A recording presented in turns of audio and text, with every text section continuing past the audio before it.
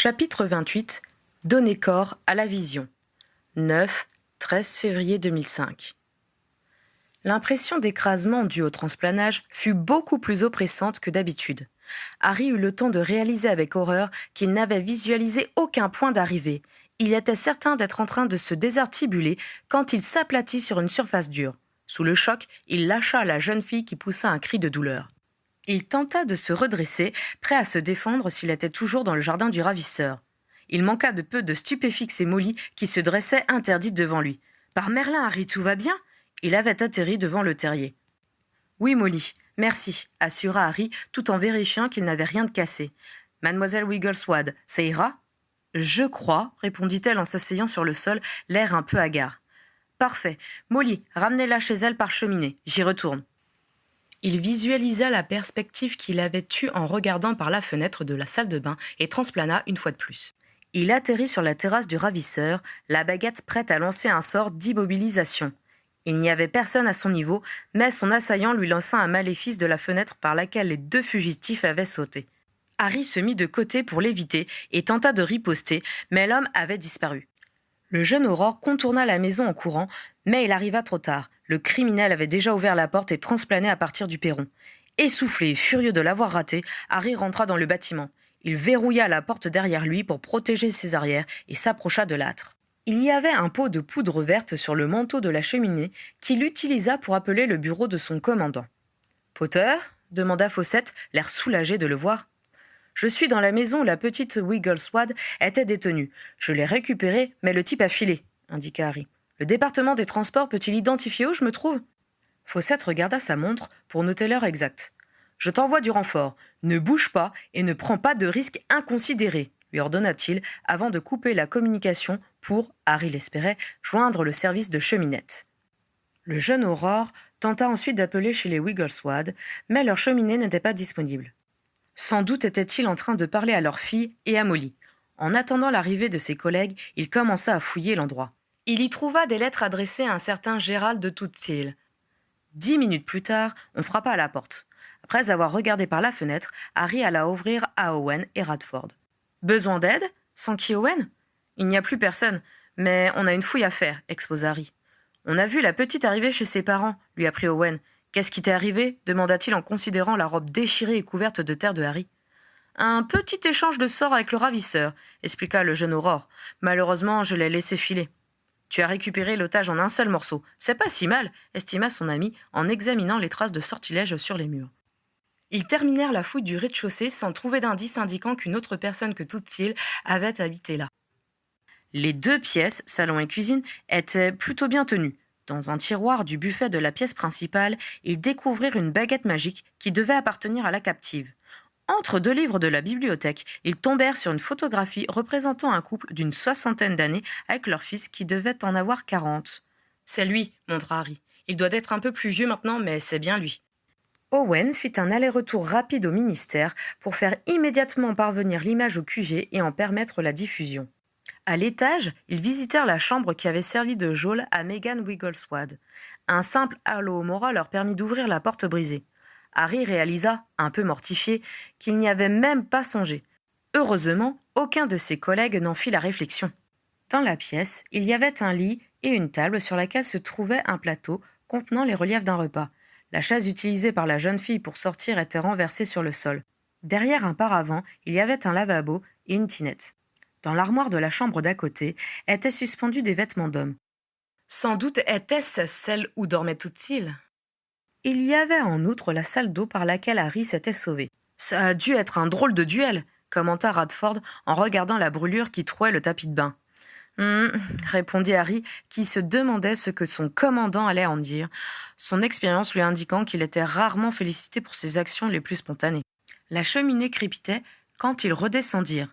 C'était le brigadier Truston, sans doute renseigné par Fawcett, qui les appelait. « Y a quelqu'un » demanda-t-il. « On fouille les lieux » expliqua Harry en mettant sa tête dans l'âtre. « Comment va mademoiselle Wigglesworth ?»« Justement, je pense qu'elle est en état d'être interrogée. Je vous attends. »« Un moment. » Harry se tourna vers ses collègues. « Vous pouvez terminer la fouille et mettre les scellés ? J'aimerais assister au témoignage de la victime. »« Va récolter tes lauriers, tu les as bien mérités, » lui lança Owen. Harry ouvrit la bouche pour assurer que ce n'était pas la raison, mais son ami, d'un signe de la main, lui indiqua qu'il ne faisait que plaisanter. Le jeune Aurore replongea sa tête dans la cheminée et fit savoir qu'il arrivait. Quand il débarqua chez les Wigglesworth, Meghan était assise à la table de la cuisine, entourée de ses deux parents. Elle ne s'était pas changée, mais était emmitouflée dans une couverture. Elle tenait une tasse de thé d'une main tremblante et, derrière elle, Molly s'affairait devant le fourneau. Truston regardait par la fenêtre. Harry supposa qu'Alderton et le policier qui faisait temporairement équipe avec lui étaient en faction dans le jardin. « Ah, Monsieur Potter !» s'écria Mrs. Wigglesworth en se précipitant vers lui. « Merci, merci !» Son mari les rejoignit et déclara « Nous avons une dette immense envers vous. Nous ne l'oublierons pas. » « Je n'ai fait que mon travail, » assura Harry, « et nous n'en sommes qu'à la moitié. Est-ce que le nom de Gérald de Toothil vous dit quelque chose ? » Comme je l'ai indiqué tout à l'heure au brigadier Truston, quand il m'a montré la photo, répondit Mrs. Wigglesworth, c'est un de mes anciens employés au magasin. J'ai dû me séparer de lui car il y avait toujours des irrégularités de caisse quand il la tenait. Je n'arrive pas à croire qu'il puisse avoir fait ça. Visiblement, Fawcett avait fait bon usage du cliché que lui avait apporté Owen. Harry, tranquillisé, prit le temps d'examiner la jeune fille qui l'avait aidé à s'enfuir. Elle était toute dépeignée et avait des traces de terre sur les joues. Elle reposa sa tasse de thé et adressa un sourire gêné à Harry. « Je ne vous avais pas reconnu tout à l'heure. Je suis tombée des nues quand on m'a dit que j'avais été sauvée par Harry Potter. »« Ça fait beaucoup de chutes pour une même journée, remarqua Harry. » Elle eut un petit gloussement nerveux. « J'ai vraiment cru que vous aviez l'intention de nous faire atterrir sous la fenêtre.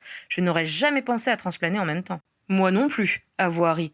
C'est quand j'ai réalisé qu'on allait s'écraser que j'ai tenté une autre approche. Au fait, bravo pour avoir défoncé la porte. Cela nous a fait gagner du temps. »« Je n'allais pas rester les bras ballants pendant que vous vous battiez pour moi, dit-elle modestement. » Molly posa une assiette de gâteau aux fruits devant elle et s'avança vers Harry avec une tasse de café fumant d'où s'échappait une fragrance d'alcool. « Je sais que tu es en service, déclara-t-elle, mais tu vas boire ça et me laisser soigner ton bras. Tu as une jolie estafilade. » Harry voulut protester, mais il songea que si Jenny voyait du sang sur lui, elle allait s'inquiéter.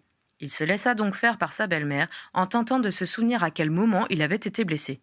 Elle avait à peine terminé que le feu crépitait et que Fawcett demandait à parler à Harry. « Commandant, Harper et Radford vont rester chez Toothil au cas où il y revient. Si on attrape le type, je veux qu'on ait un bon dossier à présenter au Major Mago. Je te laisse recueillir le témoignage de la victime. J'enverrai des équipes fraîches pour vous relever à 18h. Bien, chef. » Harry demanda à Meghan de le suivre dans le salon pour prendre sa déposition. Il fit signe à Truston de venir avec eux. La jeune fille se laissa embrasser sur les deux joues par Molly, qui était en train de prendre congé avant de les accompagner.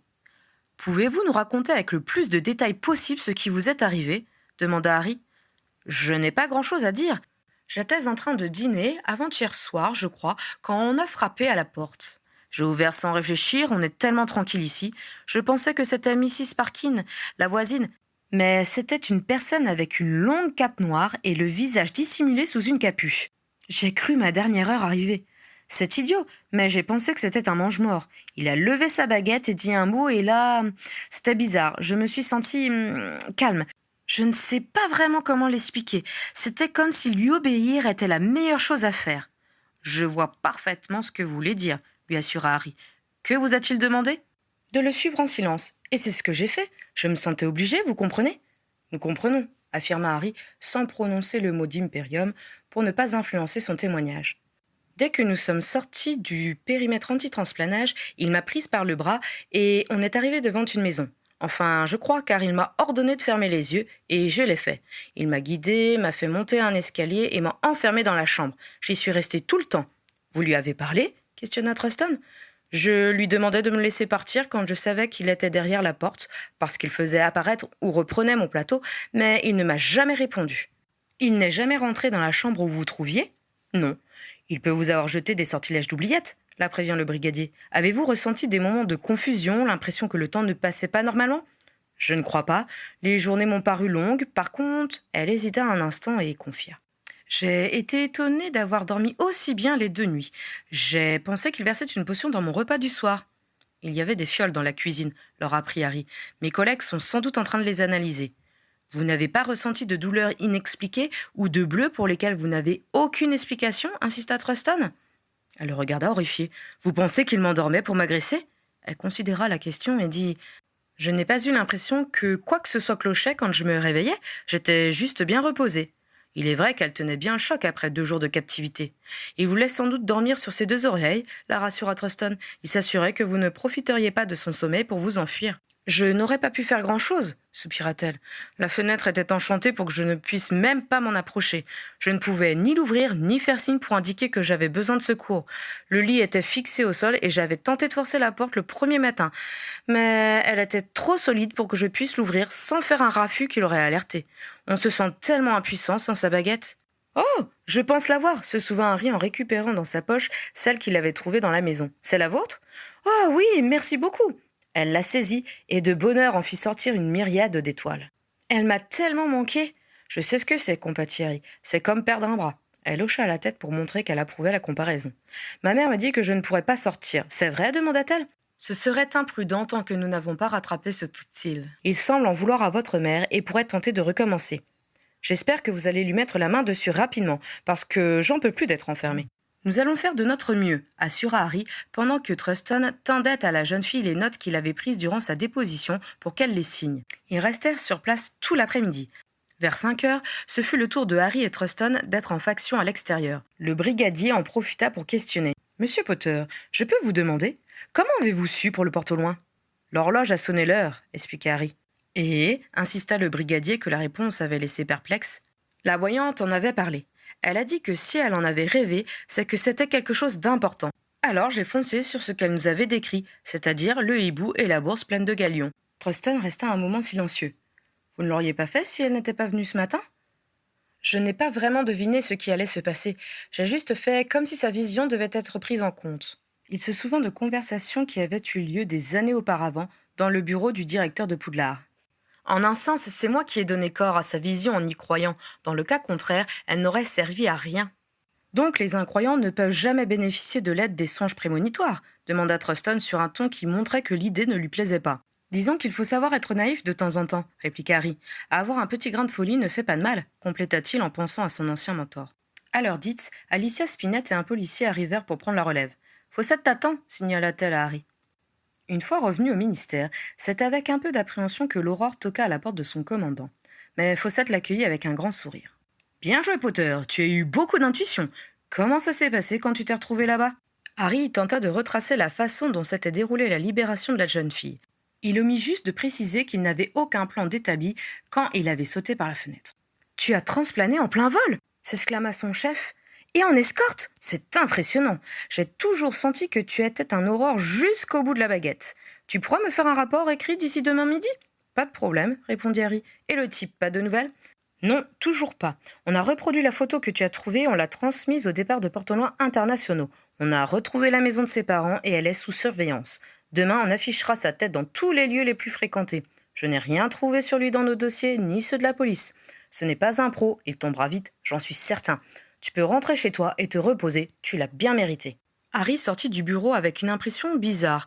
On l'avait félicité pour s'être précipité sans réfléchir aux conséquences, pour s'être retrouvé face à un adversaire sans avoir prévu de solution de repli, et aussi pour avoir fait sauter la personne qu'il devait protéger d'une hauteur qui aurait pu la blesser. Son commandant s'était même montré impressionné par le fait qu'il s'en soit tiré grâce à une chance incroyable. Cela avait du bon d'être traité en adulte.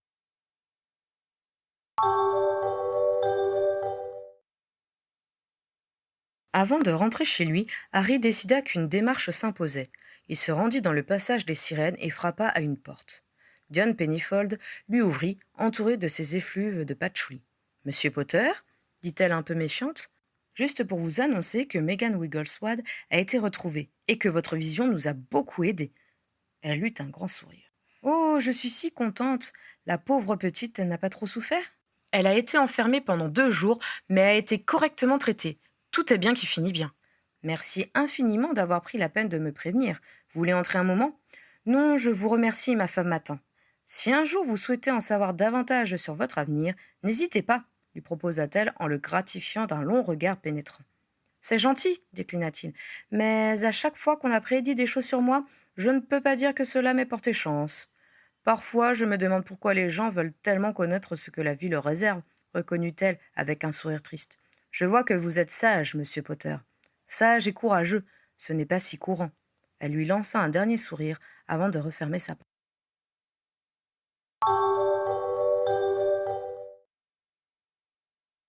Ginny était déjà rentrée du magasin de ses frères quand il arriva dans sa cuisine. Ton bras va bien lui demanda-t-elle.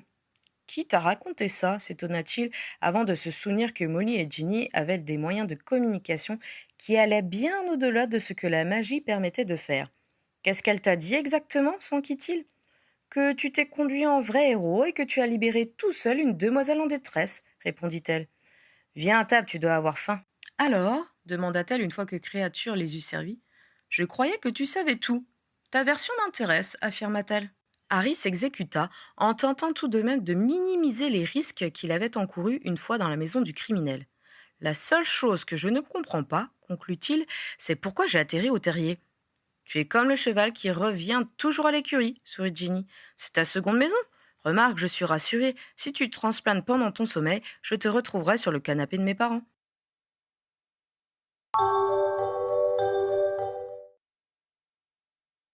Une bonne nouvelle l'attendait quand il se présenta au QG le lendemain avant de prendre son service chez les Wigglesworth.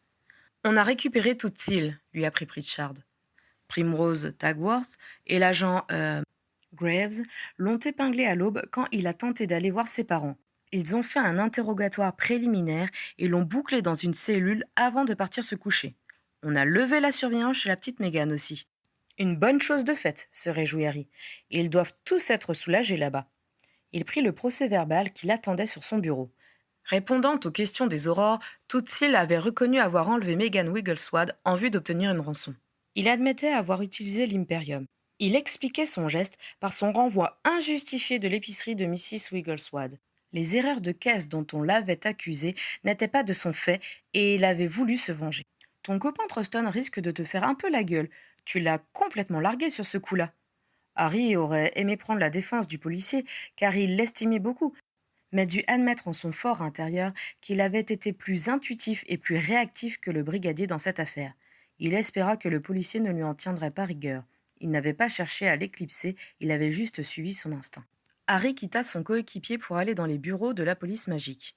Le brigadier était à son bureau et, au grand soulagement du jeune Aurore, il lui sourit sans rancune apparente. « Je viens d'apprendre la bonne nouvelle ?» commença Harry. « Je suis en train de lire la copie du rapport préliminaire, dit le policier d'un ton satisfait. Quand serez-vous libre pour interroger notre client ? Qu'on en termine avec cette affaire. Ce matin, si vous voulez. Je prendrai bien un café avant, si cela ne vous dérange pas, suggéra Harry. Le brigadier le mena avec empressement vers le coin détente du bureau. Ils commentèrent les dernières nouvelles de la Gazette, des Croops qui s'étaient échappés d'un élevage et le département de créatures magiques sur les dents, et puis le policier changea de sujet. Comment va votre ami Ronald Weasley ? La charge dont il a hérité n'est pas une sinécure. Il tient le coup, dit Harry. Et de votre côté, comment avance le dossier Flamel ?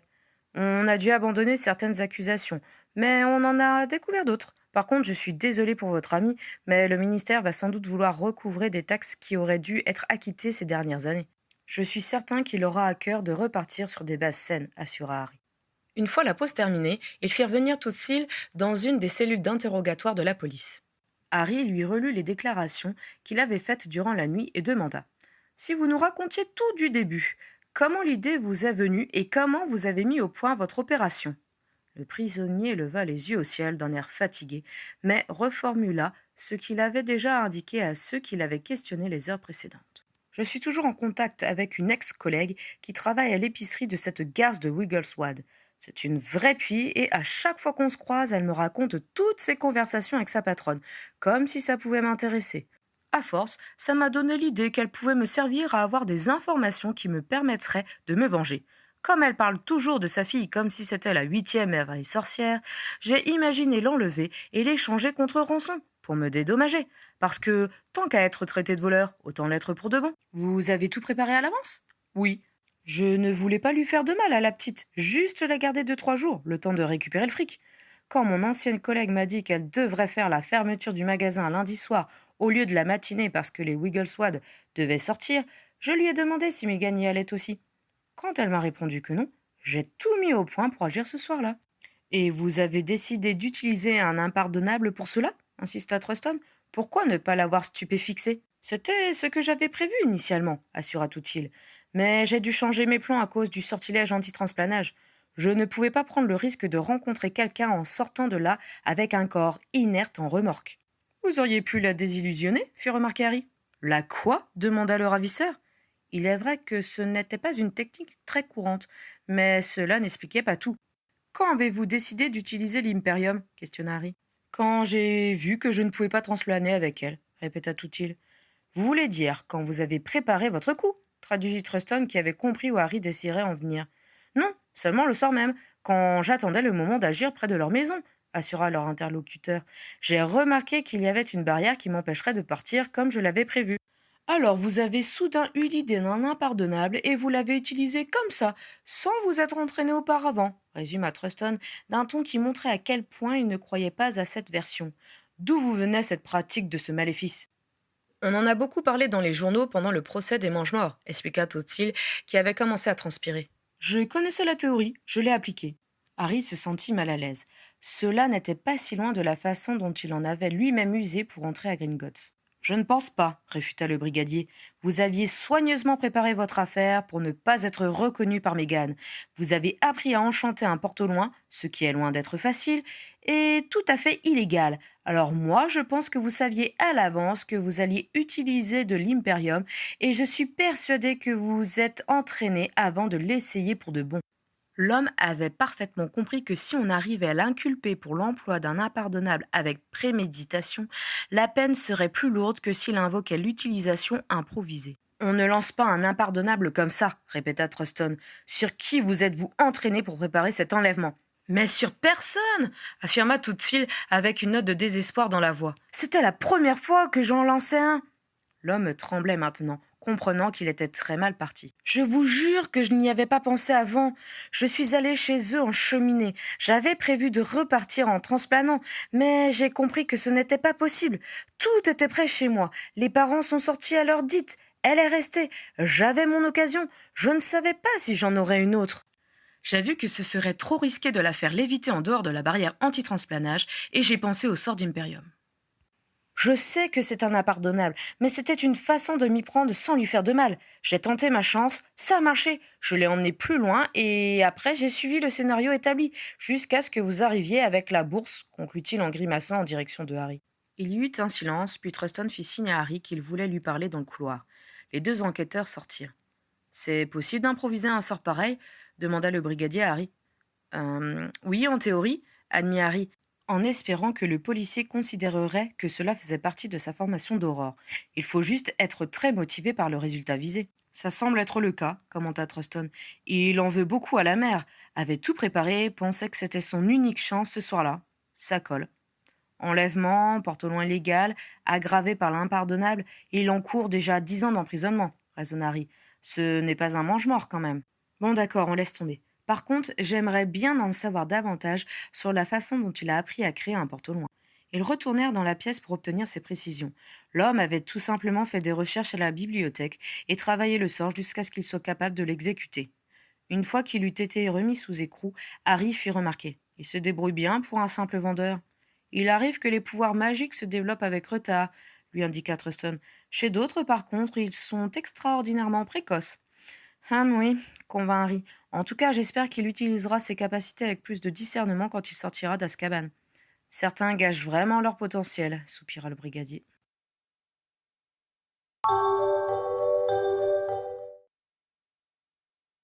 Le samedi suivant, Teddy était attendu au Square Grimore, après le déjeuner, pour y rester jusqu'au lendemain. Harry s'arrangeait pour passer un moment avec son filleul, au minimum 2 fois par mois. Si dans l'ensemble, l'enfant adorait ces occasions et était de bonne humeur, Harry avait quand même dû faire face à des colères, des bouderies, des montées de fièvre, une chute dans l'escalier, des cheveux se colorant inopinément lors de leur sortie dans le Londres moldu. Il avait calmé des crises, bercé des pleurs, cherché des détraqueurs sous le lit et supporté un tourbillon en pleine forme lui sautant dessus à 7 heures du matin. Quand Andromeda le lui amena en cheminée ce jour-là, il vit qu'elle avait l'air fatiguée. Elle sembla sur le point de lui dire quelque chose, mais elle renonça et partit après avoir dit au revoir à son petit-fils. « Salut Teddy, fit Harry, on sort aujourd'hui ?»« Pas envie, » répondit l'enfant d'un ton bougon. « Tu veux jouer aux cartes explosives ?» lui proposa Ginny. « Non, » refusa sèchement Teddy. Harry et Ginny se regardèrent un peu surpris. « Tu peux aller chercher tes jouets dans ta chambre et t'installer près de nous ?» offrit finalement Harry. Teddy se dirigea vers les escaliers pendant que les deux adultes retournaient dans le salon. Tu crois qu'il vient de se faire tirer les oreilles par Andromeda chuchota Ginny. C'est possible. Elle faisait une drôle de tête, répondit son mari. Bon, j'espère qu'il va vite se calmer. Teddy redescendit un peu plus tard avec ses affaires. Il feuilleta un moment un de ses livres sur les dragons, puis commença à installer un jeu de bave-boule miniature devant la cheminée. Harry tiqua. Normalement, il était entendu que ce divertissement n'était autorisé que dans le vestibule. Fais attention de ne rien casser, prévint-il, préférant tempérer l'interdiction vu l'humeur de l'enfant. Oui, oui, répondit Teddy en reculant pour prendre du champ. Ce qui devait arriver arriva. La boule qu'envoya le filleul de Harry atterrit sur le bouquet de mariage de Ginny qui prenait une retraite bien méritée sur le manteau de la cheminée. Teddy protesta Harry d'une voix sévère, sachant que son épouse était très attachée à ce souvenir. Je l'ai pas fait exprès, s'exonéra le garçonnet. Manquerait plus que ça, grogna Ginny en se levant lourdement pour évaluer les dégâts. Si tu continues, tu vas finir l'après-midi dans ta chambre. Je m'en fiche, cria Teddy en quittant la pièce et en se précipitant dans les escaliers. Après son départ, les deux adultes se dévisagèrent abasourdis. Mais qu'est-ce qu'il a à la fin s'interrogea Ginny, reposant son bouquet momifié à sa place. Aucune idée. Tu crois que je devrais aller lui parler demanda Harry. À 7 ans, ce n'est pas encore l'adolescence, si? On était supposé avoir quelques années de répit, confirma Ginny. Mais c'est vrai que cette attitude ne lui ressemble pas. Il y a sans doute quelque chose qui l'a contrarié. Ils décidèrent de le laisser se calmer et d'entreprendre de l'interroger plus tard. Au bout d'un moment, Harry monta voir ce qu'il faisait et le trouva plongé dans ses jeux de construction. Quand Teddy leva le visage vers Harry, rien ne laissait entendre qu'il était parti furieux une demi-heure auparavant. On va au parc demanda-t-il. Ils sortirent donc et l'enfant parut bien s'amuser avec les installations moldues mises à la disposition du jeune public. Il retrouva même un camarade avec lequel il s'était lié d'amitié les fois précédentes et joua au ballon avec lui. Le soir au dîner, il était aussi gai que d'habitude et Harry oublia l'incident.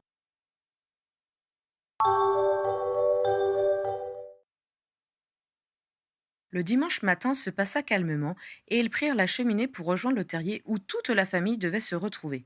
Teddy disparut vite avec Victoire dans la salle de jeu aménagée à l'arrière de la maison. Ils réapparurent pour le déjeuner. Les adultes parlaient de choses et d'autres dans une joyeuse cacophonie.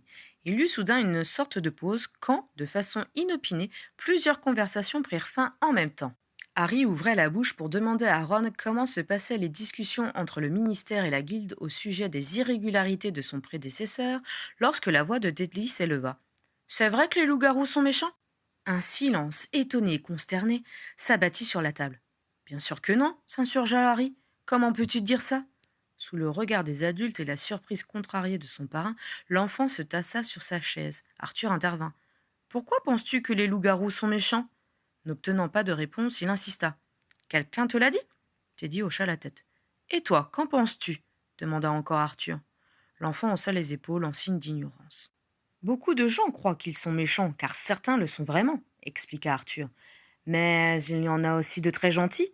Moi, j'en ai connu un qui était mon ami. Tu crois que je serais devenu ami avec quelqu'un de méchant ?»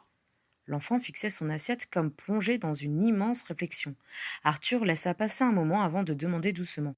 « Est-ce qu'on t'a dit autre chose sur les loups-garous ?»« Ils tuent les gens et les mangent, » murmura Teddy d'une voix si basse qu'on l'entendit à peine. « Quand la lune est pleine, ils peuvent tuer des gens, » admit Arthur. « Mais ceux qui sont gentils ne le font pas.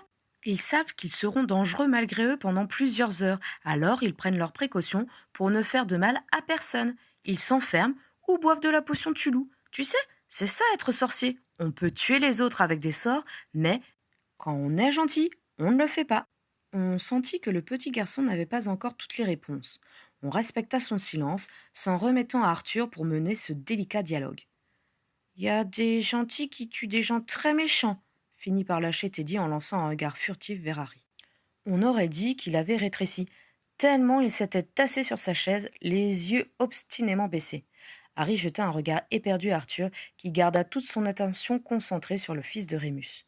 « Parfois, on n'a pas le choix, et on doit le faire pour sauver sa vie et celle des autres, » admit Arthur. « On est méchant que si on le fait pour se faire plaisir. » Il y eut un nouveau silence, et Arthur conclut. « Ton papa n'avait que des amis ici. Nous l'aimions parce qu'il était gentil. Il ne nous aurait jamais fait de mal. Ne l'oublie pas, la prochaine fois qu'on te dira des méchancetés sur les loups-garous. » Andromeda se leva et prit son petit-fils dans les bras. Il s'y blottit, ayant manifestement besoin de cette attention. La grand-mère laissa aussi apparaître de l'émotion sur son visage, ce qui était très rare. Pour les laisser en paix, les autres convives tentèrent de reprendre un semblant de conversation. On servit la suite tandis qu'Andromeda se rasseyait avec Teddy sur ses genoux. Une fois le déjeuner achevé, Harry, encore sous le choc, sortit discrètement dans le jardin. Il avait honte d'avoir répondu sèchement à Teddy au début de la discussion, de n'avoir pas compris que le petit garçon avait un problème. Et aussi, il réalisait combien il avait été désemparé par les questions posées. Il savait qu'il aurait été incapable de dire à Teddy ce qu'il avait désespérément besoin d'entendre. La porte du terrier s'ouvrit dans son dos et Arthur s'avança vers Harry. Ça va? J'aurais complètement répondu à côté, analysa Harry. Question d'habitude, dit modestement Arthur. Mais tu sais, même les parents imparfaits arrivent à élever leurs enfants à peu près correctement. Regarde Bill. Qui croirait que nous avons fait sur lui toutes nos expériences éducatives? Harry sourit. On a le droit à l'erreur, insista Harry. Ne t'en fais pas, je te confie sans réserve l'éducation de mon futur petit enfant.